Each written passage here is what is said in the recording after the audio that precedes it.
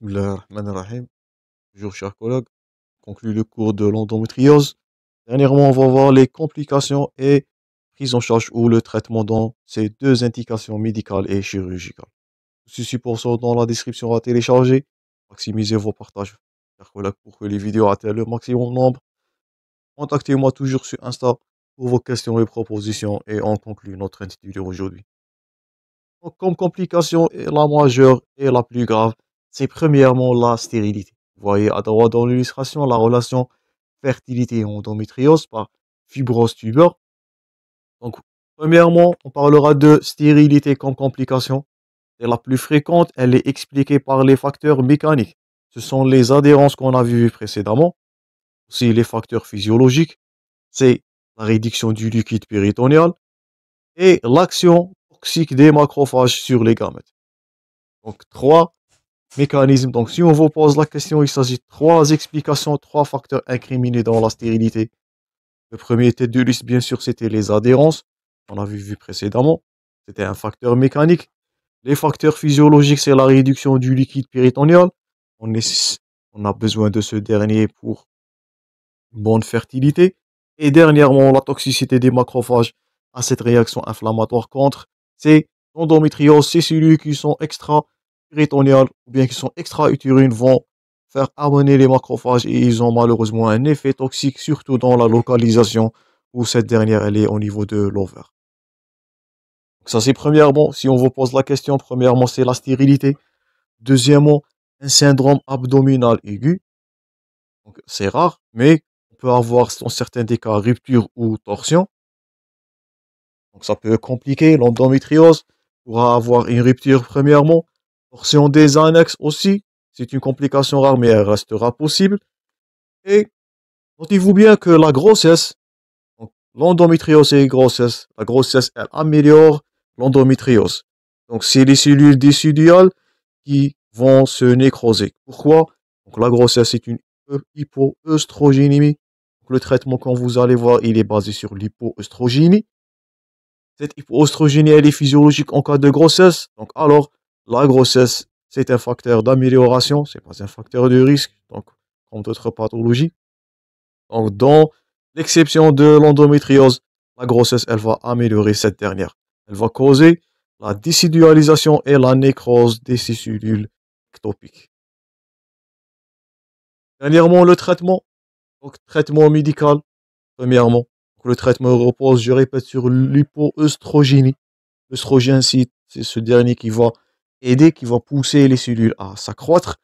Donc, un traitement va reposer directement sur l'hypoœstrogénémie pour éliminer les foyers ectopiques, guérir les symptômes et éviter les récidives. Parmi les complications de ces adhérences, c'est que ce dernier, elle, récidive. Donc, premièrement, traitement médical. On note premièrement les progestatifs. Donc, les dérivés de la progestérone ou du 19-nortestostérone, ça on a vu dans la contraception, vous pouvez consulter le cours à tout moment.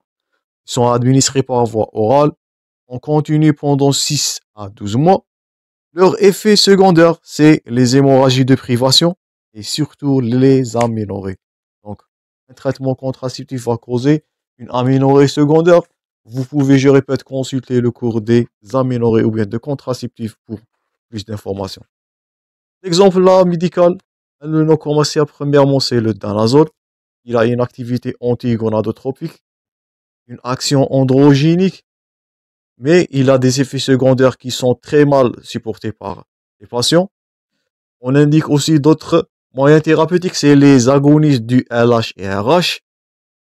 Donc, ils vont faire la désensibilisation hypophysaire avec une baisse de taux d'enzymes ou bien des deux hormones qui sont nécessaires pour la croissance endométriale, c'est le SH, plutôt le LH et le 2, le stradiol. Donc, c'est une castration médicale. Donc, premièrement, c'est la contraception progestatif. On donne l'exemple du danazol.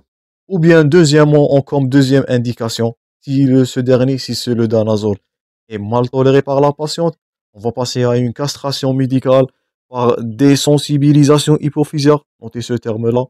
C'est parmi les méthodes thérapeutiques. Désensibilisation hypophysaire à l'aide des agonistes LH et RH. et c'est une, je répète, castration médicale. On a là l'exemple du décapeptyl. Donc le voilà, médicament à dose de 3,75 mg en une injection par mois.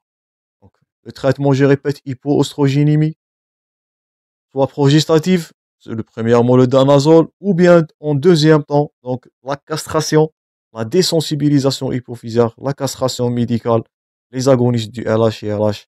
Exemple là indiqué dans le support, c'est le décapeptyl. J'espère que vous avez noté ces médicaments. Et on passera maintenant au traitement chirurgical. Donc pour le traitement chirurgical, on a premièrement le traitement cilioscopique. Donc, il consiste à la désiolyse, on va liser, on va détruire ces adhésions. Et un traitement des implants, on va implanter des implants péritonéaux et ovariens par électrocoagulation.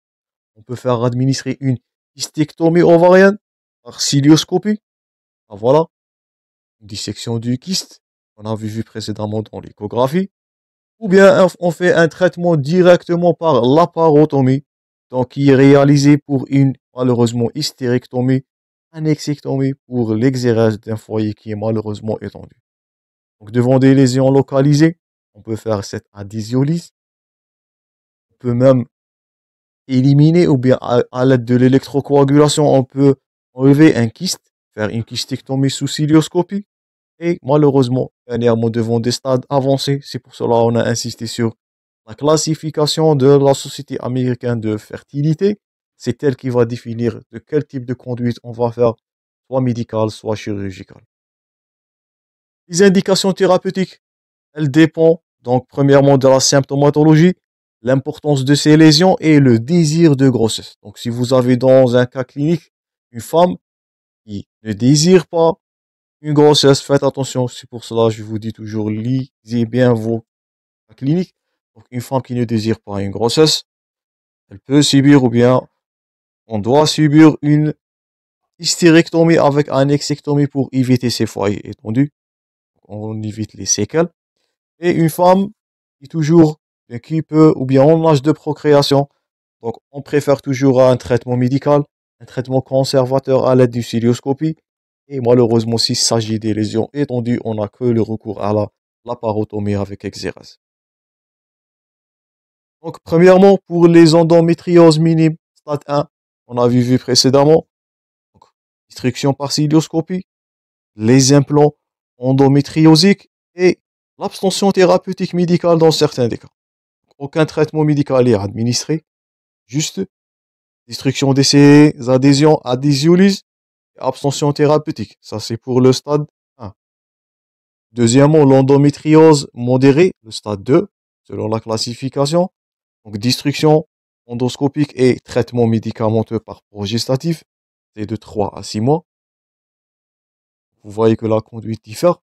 Stade 1, une simple cilioscopie. Stade 2, on ajoutera un traitement progestatif pour limiter la croissance de ce tissu ectopique.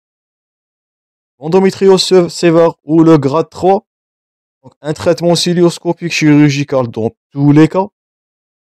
Un traitement médical progestatif ou analogue à la castration médicale pendant 3 à 6 mois. Et s'il y a une infertilité, donc on va faire une cilioscopie et le passage à la PMA. Et on va voir ça dans la procréation médicale assistée, donc dans les bilans d'infertilité. Donc, s'il s'agit d'une infertilité, vous allez ajouter dans votre conduite à tenir passage à la procréation médicale assistée. Stade 3, je répète toujours, la chirurgie dans tous les cas. Et la castration médicale, les analogues, on avait déjà vu le décapeptyl. Et dernièrement, pour l'endométriose qui est extensive, donc malheureusement, une chirurgie d'exérèse la plus vite possible, un traitement médical de 3 à 6 mois. Et dernièrement, toujours, s'il s'agit d'une fertilité, c'est parmi votre traitement, c'est d'avoir, bien c'est une indication à la PMA. PMA, là, veut dire procréation médicale assistée. On va voir ça dans le bilan d'infertilité des couples. Donc ça c'est tout pour les complications. Notez-vous bien, premièrement, la stérilité toujours. Donc évoquée devant une douleur rythmée par les règles, une douleur rythmée menstruellement, donc une endométriose. faites attention à ces adhésiolyses ou bien ces adhésions. Donc, trois mécanismes qui expliquent l'infertilité ou bien la stérilité. Donc, premièrement, c'est le facteur mécanique, les adhésions, la réduction du liquide péritonéal, si on vous pose la question, explication, et dernièrement, l'effet toxique des macrophages sur les gamètes. La majeure complication, je répète, c'est la stérilité.